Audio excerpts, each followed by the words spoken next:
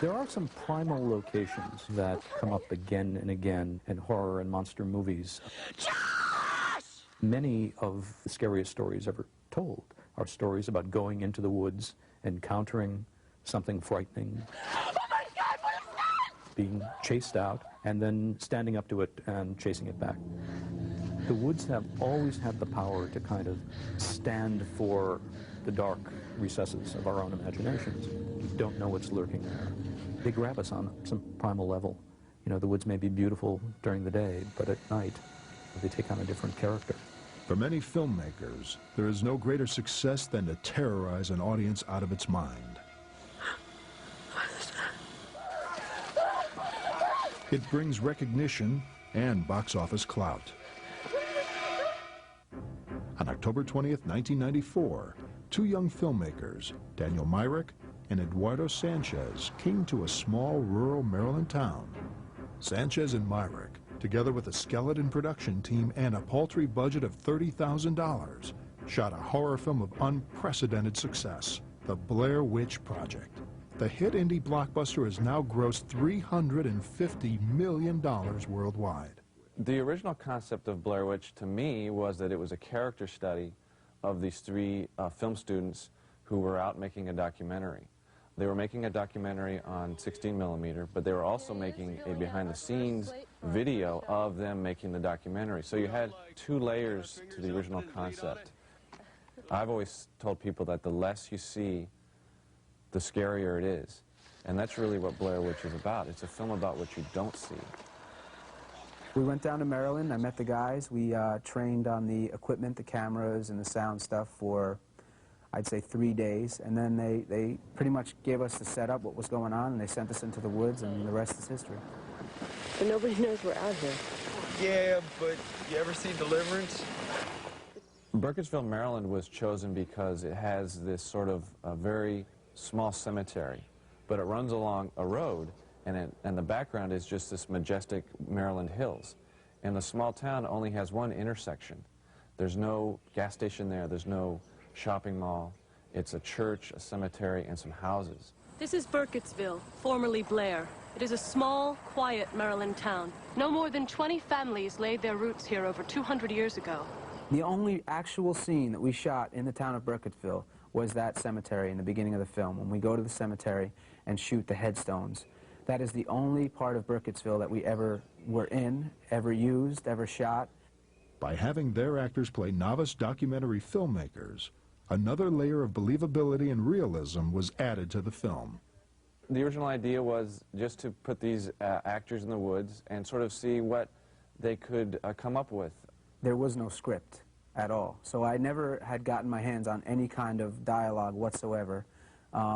Not so much as a plot summary was ever handed to me. Basically, when I got to Maryland, Ed said, listen, this is the deal. We're gonna send you out in the woods, and you guys are going to be all alone. We're going to be tagging along, but maybe 30, 40 yards around you where you'll not know where we are. Although the film places the forest adjacent to Burkettsville, they are in fact separated by an hour's drive through the Maryland countryside. Seneca Creek State Park sits on the outskirts of Gaithersburg, a suburb of Washington, D.C. Although relatively small, the park provided the filmmakers with the isolation they needed, multiple terrains, and most importantly, the now infamous woods.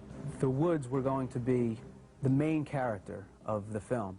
If you really think about what the monster is, it's the haunting of the woods, and you'll never find out what that was. I mean, the Blair Witch is sort of this envelope of horror that, in my eyes, was always represented by those few shots that you would see of the woods with the black and white 16 millimeter. To keep the reactions of the actors as spontaneous and realistic as possible, the directors fed scenarios to them as they went along. The script came to us in situation form in these film canisters 3 times or 4 times a day. It would just give us what the situation was, how they wanted each of our characters to react. That was useless! This was your own... That was useless! It was the same situation for all 3 of us, but they wanted us to react differently. They wanted my character to react a certain way, and we weren't able to share these pieces of paper with the other actors. Out of me! Yesterday I asked you what river we were on! Get this camera off! I believe the directors captured the feeling of being lost in the woods with nowhere to go. And the horror of it was knowing deep down, as I think you could sense with the characters, they knew deep down after day 2 or 3 that they were never going to get out of there. And the further along we went in the project, the more you started to believe it. There's a scene in the film where the 3 actors are walking across a tree that's fallen across the river. Baby steps, man, baby steps. And they're literally walking across something that's very slick. There's moss on it. Think of the joy of being in a really good film. Okay, I'm quiet. And I'm in the woods with a video camera under a bush so they can't see me. I'm on the ground videotaping them through some bushes. How are we going to get the data across? They're carrying the 60mm camera.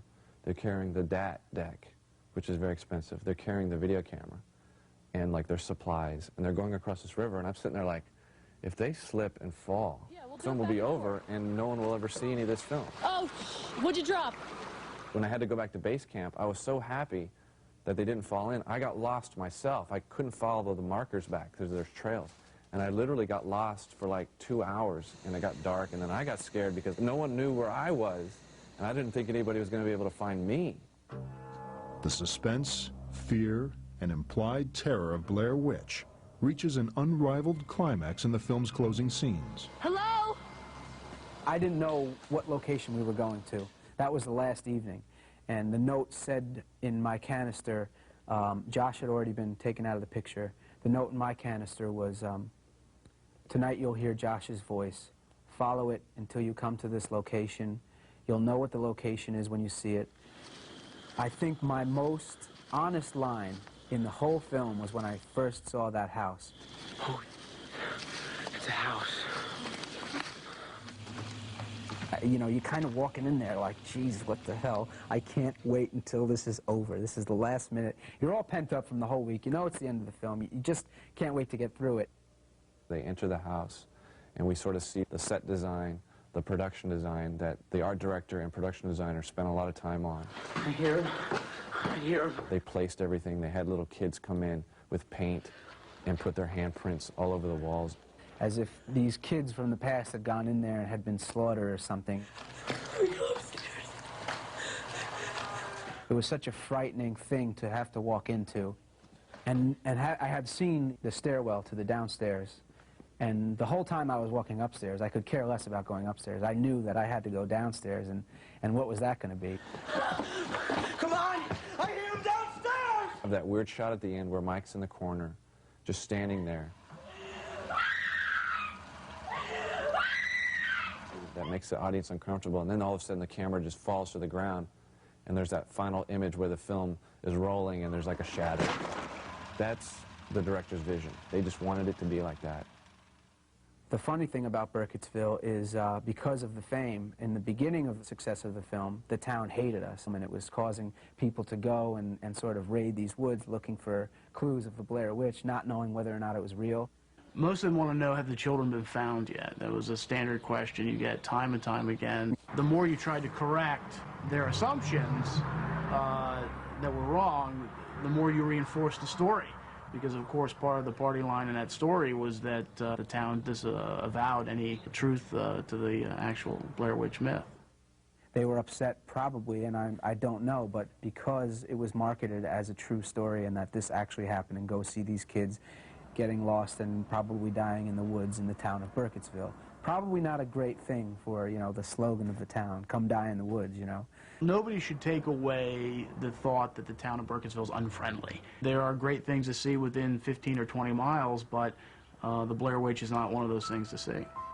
The Blair Witch Project's brilliance is in its simplicity and believability. By focusing the story on real places and common characters lost in the Maryland countryside, the filmmakers legitimized their story, blurring the line between fiction and reality.